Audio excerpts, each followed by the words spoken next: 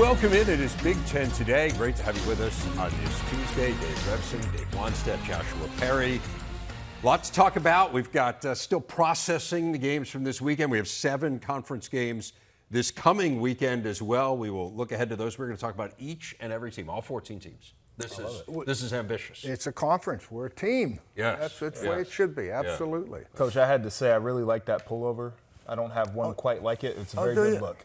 Well, you know what? This is a first-class organization. Yeah. This is a first-class show. Mm-hmm. I'm with first-class people. Yeah. I'm trying to be part of it here. Is the subtext of I don't have one quite like that? Yeah. Kind of, hey, where can I get one of those? Yes, that's exactly what it is. Yeah, okay. Those big arms, you'd never fit into this. Jeez, oh man, are you kidding me? All right. Let's get to our big story, shall we? And it is the impressive list of teams at the top of the conference. The 4 ranked teams in this league starting to separate. Ohio State was just awesome against the Badgers. Michigan got its first test of the year against a good Maryland team. Minnesota continues to dominate, pummeling Michigan State on the road. And Penn State still perfect after pulling away from CMU. Guys, let's start with the Buckeyes. This does not appear to be a vintage Wisconsin team. I think we need to say that. But they were the preseason West favorites. And we were talking about this before the show, Joshua. I mean, this game was over in the first quarter. That's pretty impressive against a defense as historically good as Wisconsin's. And I still think Wisconsin has a solid defense. It's just the fact that Ohio State's offense is really clicking right now. And it starts with the play caller and Ryan Day and what he puts out there schematically. He understands how to attack defenses, but then you look at C.J. Stroud, 5 touchdowns, 1 interception, first pick of the year that he threw in that game. Your 2 lead backs go for over 100 yards each. The tight end, Cade Stover, getting involved in the game plan, now being a feature, outside of those great wide receivers. There are so many options on this offense, the offensive line really pummeling people, but you can even flip it over to the defense, and it seems like they have gotten much better than where they were a year ago. And this is looking like a team right now that is living up to preseason expectations. Yeah, the 2 thoughts that I had, I agree with you. With Ryan Day, when you can have talent, but there's only one football, right? So, I mean, you got to really make some decisions on who's going to get the ball and where you can be most effective. The other thing, too, you mentioned defensively. They only have 3 takeaways, okay? They're in the middle of the pack with sacks. Mm-hmm. That is such a positive in my mind. If I'm Ryan Day and I'm the head coach and I'm saying, we are scoring points like we are as an offense, and our defense is playing good, but guess what? We're not taking the ball away. And giving the offense at the 10-yard line going in. We're not having 1,000 sacks right now where we're flipping the field with field position. We're playing like we are and scoring points.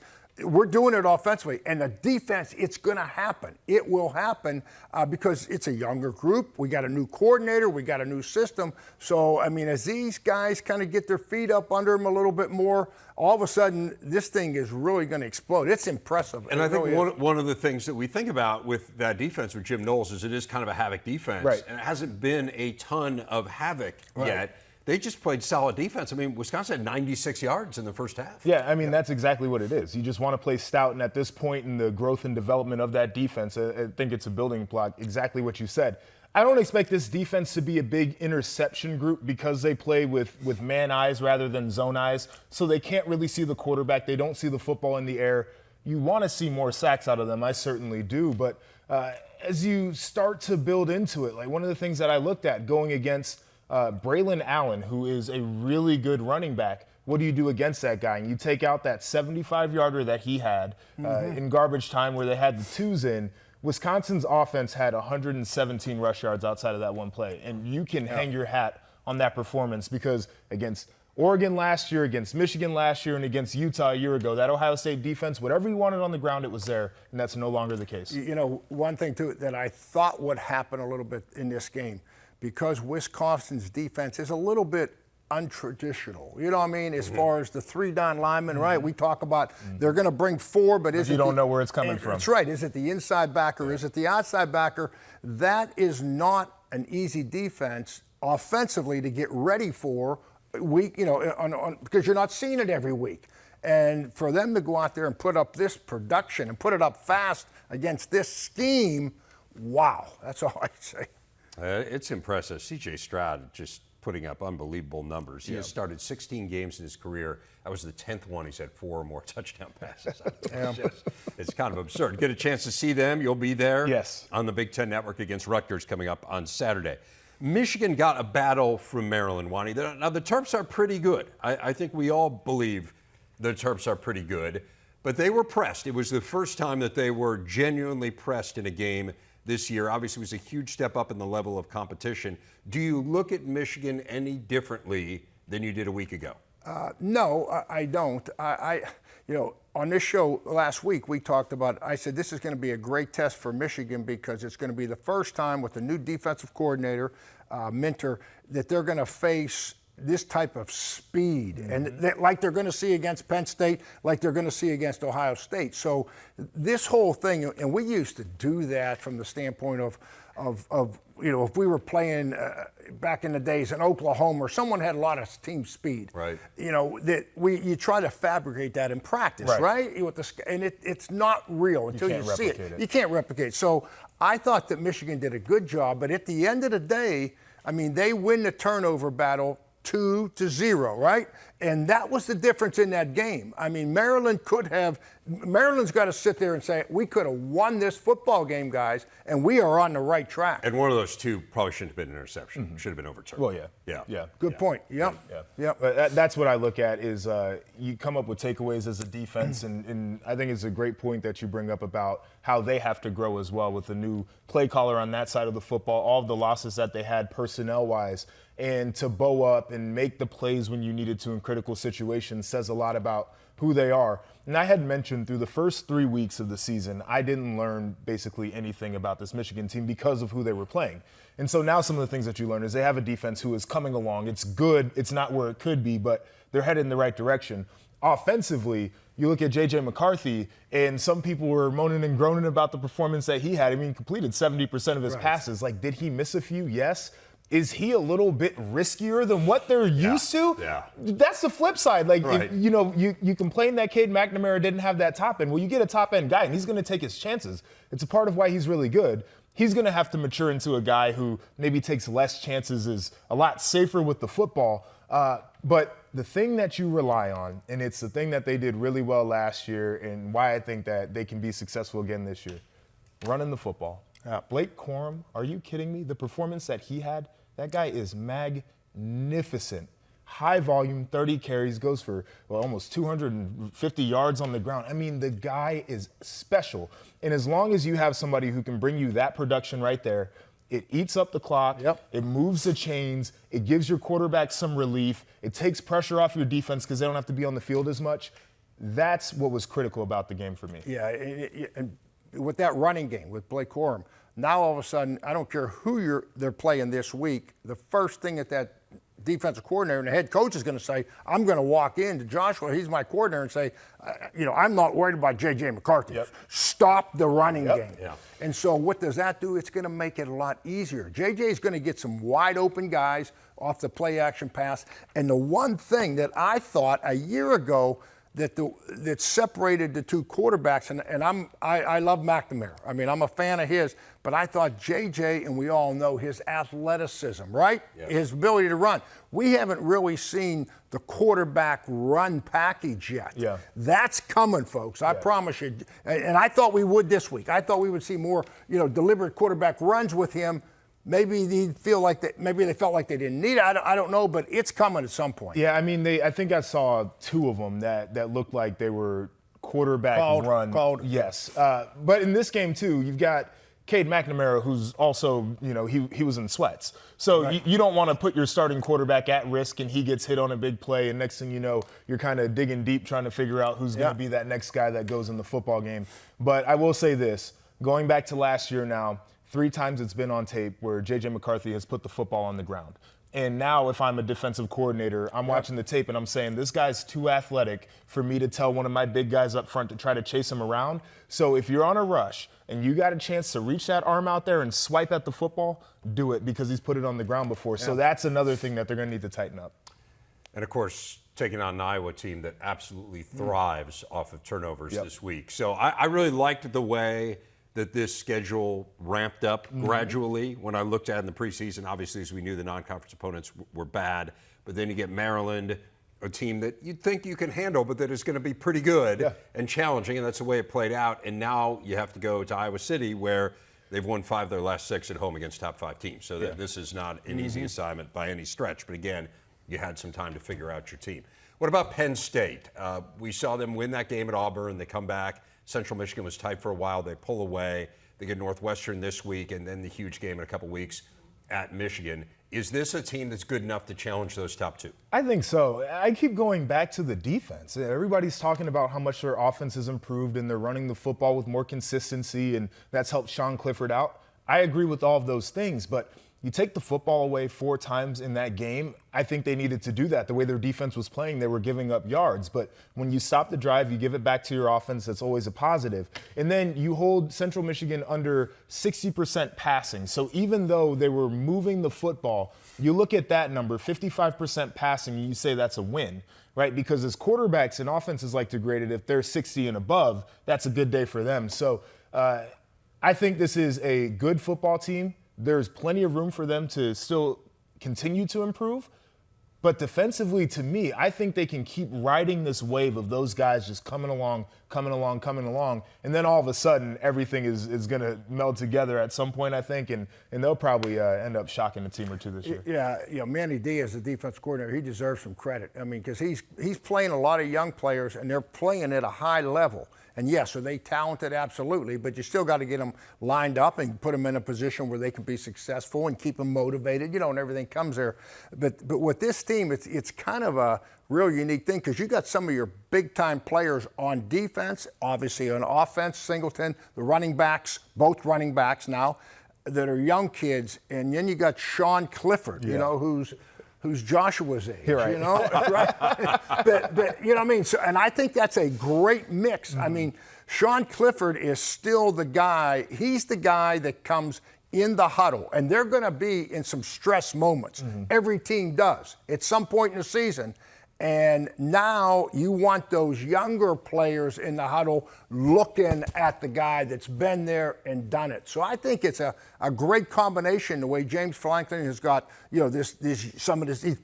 I wrote a note, keep playing the young guys, keep feeding the freshmen, because they're making big plays for you, and you still have that stabilizing thing in the heat of the battle. Sean Clifford walking in, looking everybody in the eye, saying, we got this. I know they got off to a great start last year as well. This feels different to me, and the reason it feels different is because they are better on offense. They have scored 33 or more points in all 4 games. They did it twice all of last year. So they've already done it in twice as many times in their first 4 games. And it's not just that run game. Brenton Strange, the weapon at tight end too. I mean, they've got guys that can roll out there. We knew their receivers were going to be good, but now it's everything. How about Minnesota? I mean, holy cow. You want to talk about a game that felt over early. And to go to East Lansing and do that against a team that was so good a year ago, I mean, and we had the same questions we did about Michigan, and I would say they answered them more emphatically than Michigan did. Now, it's possible that Maryland is just a significantly better team than Michigan State. Right. Again, who are they playing? What are you comparing it to? We'll find out. But, I mean, that was an absolute annihilation. I wrote a little 1 4-word thing for each team we were going to talk about with my thoughts. Minnesota, keep being bored, okay? In other words, be boring out there, because it's the best thing that you're doing, PJ. I mean, you are running the ball. Your quarterback's completing at a high percentage because of the run. Your defense is playing 40 plays a game. What, they 17 minutes last game? Crazy. And that's great. That's the best thing you can do to help your defense. So keep doing, don't get bored, PJ, and try to do something different. Stay with the plan. Yeah, and I think, PJ Fleck's, one of his mantras is breaking boring, or whatever the case is. Like, they embrace the fact that they are. And I wrote on my deal, this is old school football. You're going to run the football. You're going to throw it efficiently, not necessarily to get the explosive plays. And your defense isn't going to be on the field a ton. And when they are, they're going to play great. And that has absolutely come together for this football team. It's really wild watching it, because, we talked about Ohio State right off the top of the show. And this is a team that they want to throw it down the field. 20-plus yard plays are what they want to do. They're going to go down. They can score in 4 minutes. And Minnesota, in every game, is going to try to have a 10-minute drive. A 10-minute drive. They can put up 500 yards of offense, and only 2 or 3 of those plays could be 20-plus yard plays down the field, and it doesn't matter. And they're just going to keep punishing you. It is so impressive to me. You know who we got to give some loving to? Brian Callahan, the offensive line coach for Minnesota. I mean, would they lose? Four or five last year, and they got some guys who transfer portal and some young guys coming up. But I'll tell you what, the offensive line coach, Brian Callahan at Minnesota, this guy knows what he's doing. And he is, that's one position. You can get a young, talented running back to come in and make some guys miss and outrun everybody and have a good year. But those offensive linemen, they don't turn over real fast. You know what I mean? It takes experience, it takes knowledge, it takes good sound skills, good fundamentals, and they're doing it. Taking a look at the Big Ten standings, everyone has played one conference game at this point. We have 4 teams at 4-0, the ones that we already highlighted. 5 teams are 3-1. It's a group that includes Indiana, Maryland, and Rutgers from the East, Iowa, and Illinois from the West. So I am curious who you guys think is the real deal from that group, and I struggled with how to define this. Here's what I came up with.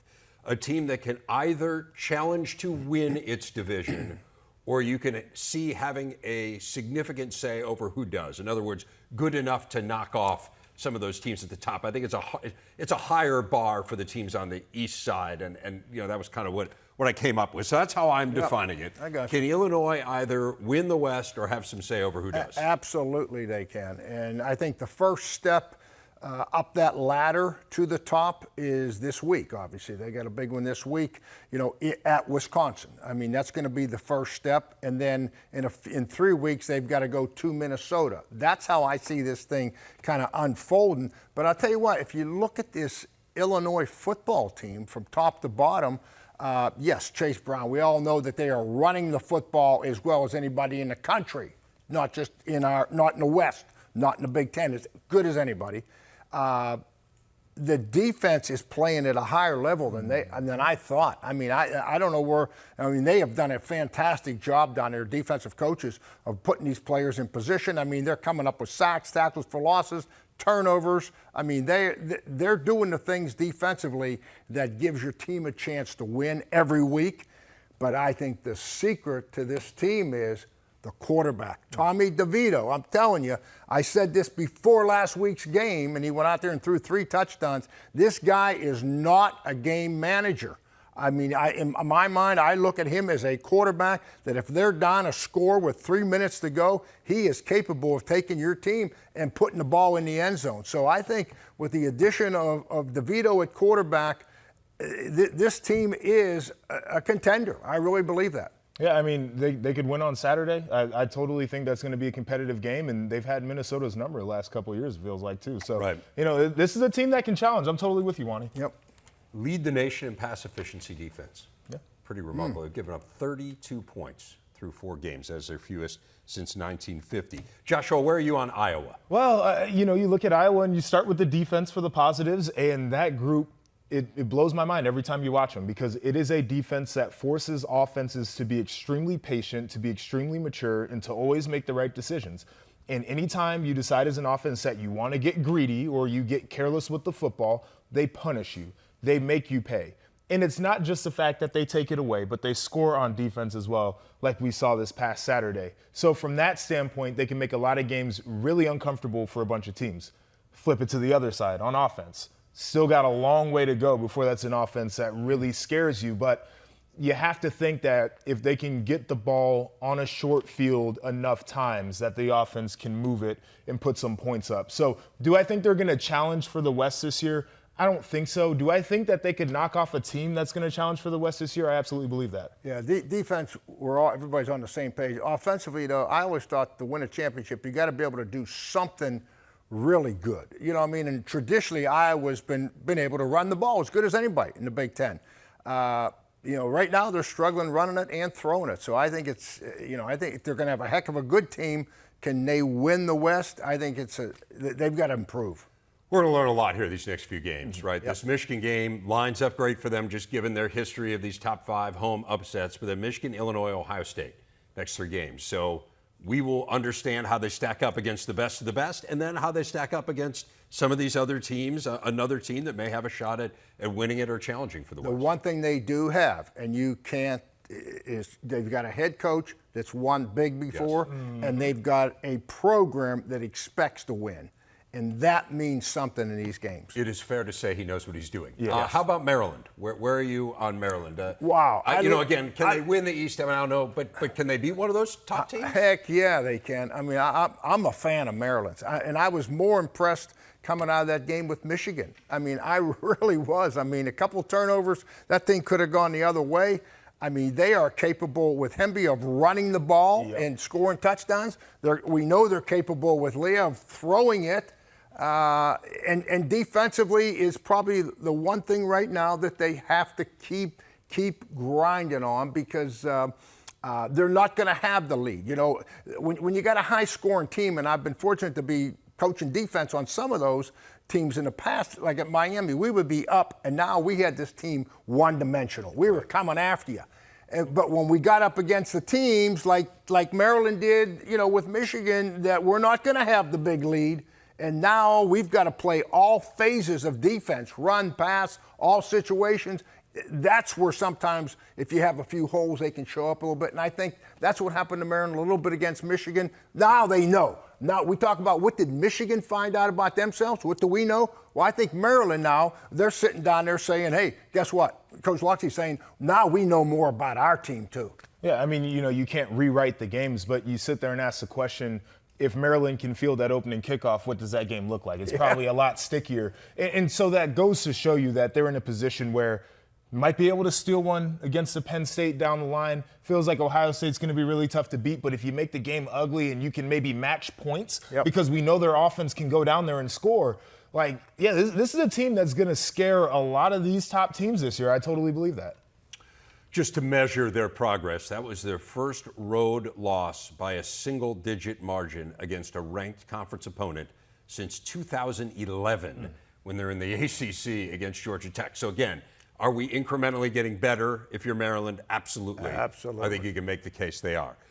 Indiana, they finally dug a hole they could not get out of, Joshua, against Cincinnati.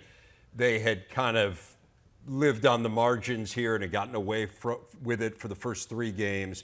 Is this team good enough to beat someone really good this year? I'm going to give you a few stats on this team. They're 13th in total defense, 13th in scoring defense. They're 13th in rushing offense in the conference. Connor Bazelak has thrown 4 interceptions so far this year. It feels like they're not doing the things that a team that can challenge some of the top teams would do.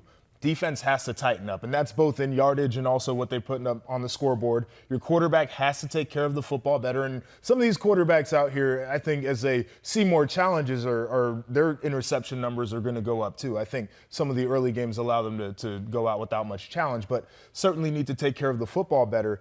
And we've always asked the question about this offense, and we know they can throw it now, but can you really run the ball when you need to? And that still feels like a challenge for this football team. So to me, I think there are many areas that they need to improve on. I'm not seeing them going out there and scaring anybody in the East that they shouldn't scare. No, I agree with you on all points. From a coach's perspective, I think Tom Allen is probably sitting there saying, we're throwing the ball 40, 50 times a game, and this defense is out there.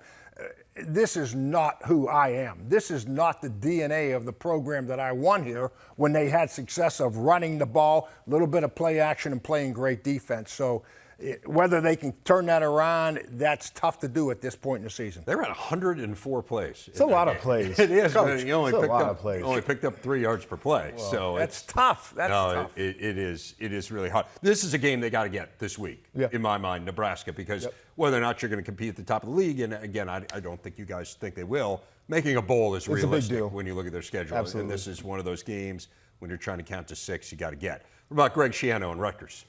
Well, what's that old expression? When you have 2 quarterbacks, you have none. Yeah. When you have 4, what's the analogy there? Because Greg's playing. I don't know what the math on when you have 4 he's got 3 or 4 that and he's always been that way. Even back in the days when I was at Pitt as head coach and he was at Rutgers. The first time he played 2 or 3 guys, and but I'll tell you what, the thing that got them a little bit is obviously they made some mistakes.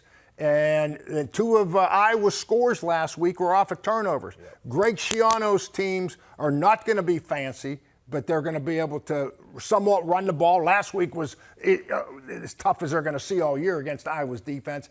But then when they turned it over, they gave themselves no chance. They will have a surprise. They will upset a team or 2 down the road because this team, Greg's going to keep coaching them, and they're going to keep getting better. Whether they have enough talent, that's where the pendulum is a little bit lopsided. That's kind of my exact thought. I think that they could potentially pull off one big upset because I think they could play a perfect game one time. But for them to consistently challenge the teams at the top, they're going to have to be near perfect every game they go out there because, you start to look at personnel and some of the other factors that stacks against them. I still think they're one of those teams who are making a bowl game's an accomplishment back-to-back years. Sure. After this Ohio State game, Nebraska and Indiana. Yep. Those are games you can win. Absolutely. Those are games you probably need to win, again, as you try to get to 6.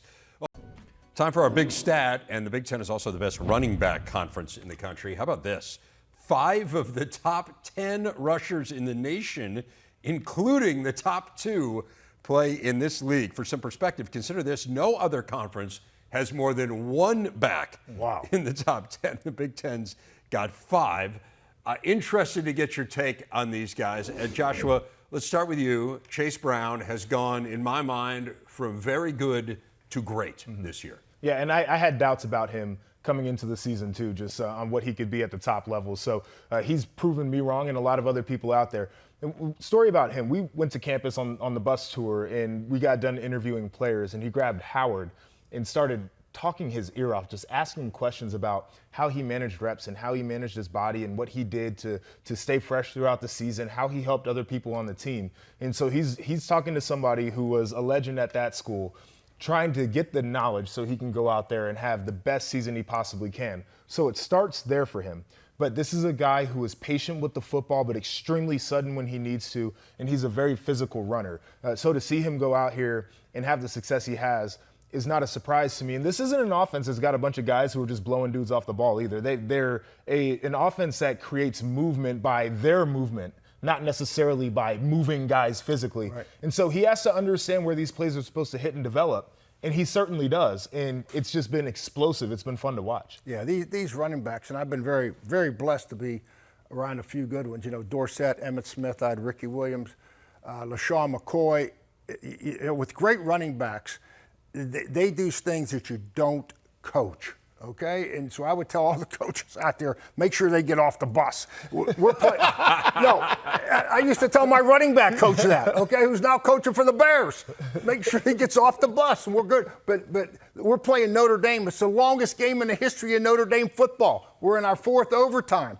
And I call this play, I call LaShawn McCoy over, and we need about 6 yards. And I said, we're going to run the power, and you stay between the center and the guard, push it up in there for about 4, and we're going to try to, a long field goal to win it. Yes, sir, I got it. We go out there. He takes 2 steps and runs to the sideline, makes a guy miss, runs it down to the 10. We kick a field goal and win. The game's over. I said, come here. We ran 36 power. What were we talking? Why'd you run out there? And he looked at me and says, nobody was out there. All right, Coach. What do you want me to say about these great running backs, okay? That's sound reasoning. Mo Ibrahim is not running away from people as much as he's running people over. I mean, I feel like every week there's one of these plays. DeNardis has started calling them rugby scrums, right? Where the pile just moves and he keeps his leg churning and picks up 5-7 more yards. I mean, it's amazing how tough he is coming off a very serious injury. Yeah, how do you come back off Achilles and produce like this? And the plays you're talking about, when they see those plays, as Jerry calls them, the rugby scrum, not just is the offense fired up, but when you see the entire team on Minnesota's sideline, you know what I mean, playing defense, offense coaches, I mean, that's a motivator for everybody. He is the lifeline for this football team. And this is the reason that they play great defense. It opens up, and Tanner Morgan's a fantastic quarterback, one of the best in the conference, but this makes his job a lot easier too. You make an argument that the guys up front block a little bit harder when they got a running back like that, toting the rock. Like, you were spot on. Like, Absolutely. He is the lifeline of the team. And look, this is nothing new. I mean, this guy was second in the nation in rushing in 2020. I think what's surprising about it is the torn Achilles, and to come back from that is amazing. Braylon Allen really took the Big Ten by storm a year ago as a freshman in Madison. As we look at that game against Ohio State, and as we mentioned, this was not a close game at all. You touched on it earlier. I think the one bright spot for them was his long touchdown run. It points out to you just how good he can be against the best competition, which is something we learned last year as well. Yeah, I mean, athletically, what he's able to do is what stands out to me the most, because he's a big running back. Dude's like 6'3", 220, 230 pounds. And when he gets into the field, he looks like a sprinter out there. Like, he's got that breakaway speed. It's not just the physicality, but he also has great contact balance. And what I mean is, when a guy hits him, he's able to regroup his balance and keep churning forward for multiple yards, not just falling forward on contact for maybe an extra yard. And it's wild. Is he a guy who's going to be a feature out of the backfield to catch the football? No. Are you going to run him up and through the tackles and then let him get out in the open field and he can do his thing? Yes. Did I call a game where he had a rep in pass pro where he absolutely obliterated a guy, and that's what you want your running back to do? Yes. This kid is remarkable. Yeah, he's going to have to play great this week for them to win. I mean, we talk about Mo being the lifeline. I mean, this is what Wisconsin football is all about. Yeah, for sure. 10 100-yard games in his last 13 outings, and they will need that against a really good Illinois defense. Blake Corum, we've already kind of sung his praises in the show. I think the thing that really stands out to me is one of the big question marks it felt like coming into this year was, can this guy be an every down back? Can he be, without Hassan Haskins, can he be the guy who you turn and hand the ball to? And okay, well, they have Donovan Edwards, and so maybe he won't need to necessarily fill that role in quite the same way. And then Donovan Edwards goes down with an injury, and you guys talked about it earlier, 30 carries. That's good. That's amazing. 30 carries for 243 yards. Coach said that's good. I mean, go ahead. No, I was just going to say, that's what I hope, Jim, what you just described, give him a rest, but I'm telling you, I've I mentioned that some of the greatest backs that ever played, been fortunate to be around them. They all want the football, and they will tell you to a man, Coach, I get stronger. As the defense gets tired, I get better. And that's when the energy starts coming. So give him a rest when you need to, Jim, but keep feeding Blake the football. And this goes back to the preseason for him, too, because he heard all the same doubts everybody else had about whether he could be that every down back. And so he got into the weight room and he repurposed and he reshaped his body so he could withstand all of the physical contact that he would take. To be able to run the ball 30 times in a game and be as productive as he was, I mean, it shows you the work he put in. No doubt. A big test against Iowa this week. You want to talk about physical defenses. Yeah. That is a physical defense. It has not been a great season thus far in Lincoln, to say the least. One of the bright spots, though, Joshua, has been Anthony Grant, the junior college transfer.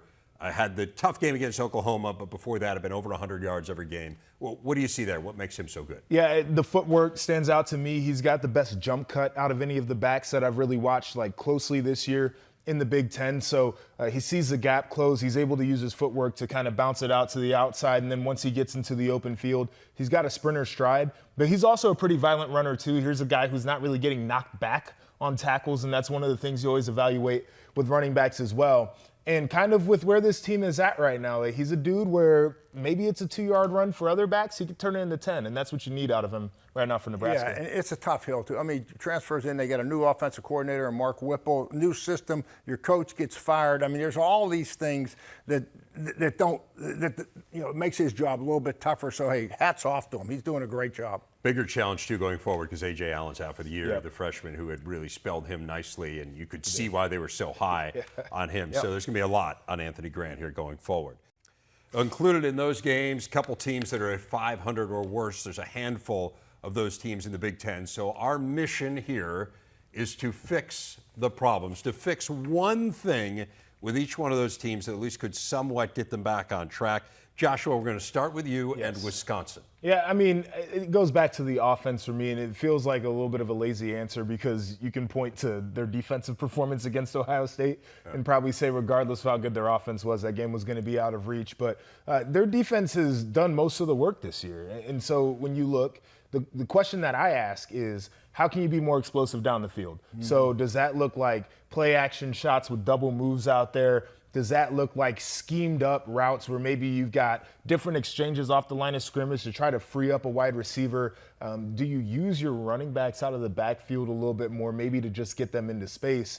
I'm not exactly sure what it is, but their offense against better competition has struggled versus what they've done against poorer competition. They need to make sure they can be consistent throughout the year. They've won 7 straight conference home games against unranked teams. This is one of those games you kind of got to win. Yeah. Right, if you're Wisconsin. So a lot of pressure on them this week against Illinois.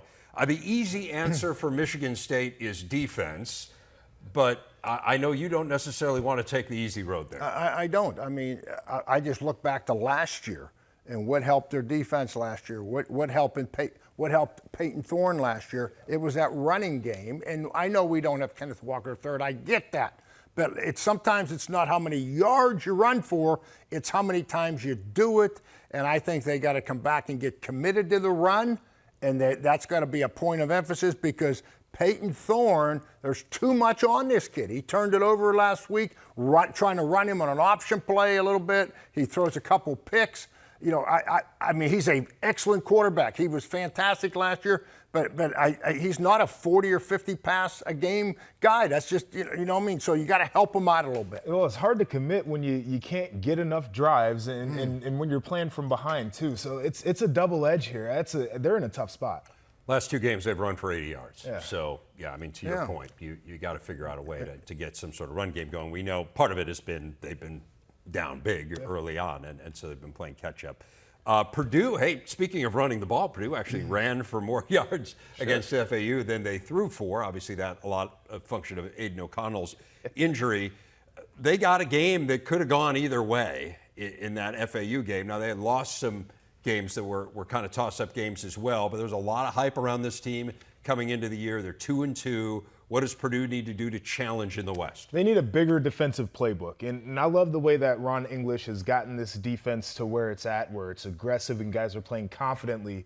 But there are certain situations where if I was a coordinator, I wouldn't call cover 0 or cover 1, which is either straight man or man free. I would give my guys a little bit of relief. And those are the situations where they've gotten caught up twice this year. The first one, you look at Penn State, that final play where they scored the touchdown at the end. That was a 0 look, so they had no help over the top, and the running back sneaks out, and he's basically uncovered. Look against Syracuse, it was a similar deal. You're playing cover 1 at the end of the game where maybe you give your guys a little bit more relief. I think just changing up the looks to, you can still play 3 deep with that single high safety out there, and it's going to look very similar to the quarterback, will go a long way for confusing quarterbacks a little more, but also letting those guys take a breath because playing man-to-man is difficult duty. Yeah, live by the blitz, die by the blitz. That's what he's doing. That's kind of what's happened there. And the defense doesn't have to be lights out, right? I mean, they've gone 10 straight games scoring 28 or more points, the longest streak in school history. And Purdue's had some good offenses through the years. So can they just be good enough on defense is I think what you guys are saying. These last 2 are challenging. I'm not sure there's just one fix for either one of them, but let's start with Nebraska. They had a week to reset. Right. Coming off that Oklahoma game. Mickey Joseph obviously made a move with his defensive coordinator, getting rid of Eric Shenander. What now for Nebraska? What can they look to against Indiana, winnable game, where they say we can get this thing going a little bit? Well, if you use the word reset, that's a great word. If I'm Mickey, we're going to reset, and the first thing I'm going to tell my team is, guys, we all need to understand how we can lose a game before we understand how to win a game. And by that thought process is that quarterback, what can I do to lose this game? Throw an interception, force a throw rather than protect the ball and get down. You know what I mean? So every position, you're talking about 0 blitz. Maybe it's a defensive coordinator. How can we lose this game? Well, 0 blitz and someone runs by us. I would start from there. From the ground level, and let's go in this thing and I don't want to hear the word conservative because you're not being conservative, you're being smart. And if you can get that established and not beat yourself and now it just comes down to people and athleticism, athletes, I think you got a lot better chance and you're going to build from there. I mean, you're playing Indiana, Rutgers, Purdue, these next 3 games. Yeah. I mean, you're as athletic as those teams Absolutely. are. So kind of to your point, I think that's why we looked at this schedule at the beginning of the year and said, well, Oklahoma will be tough, but hey, they got a chance here to get off to a good start. Obviously, it hasn't happened. Has not happened for Northwestern either. I mean, think about coming back on that plane from Ireland. You're 1-0. Feeling you good. look at the next 3 games and say, man, this team could be 4-0, and instead they are 1-3.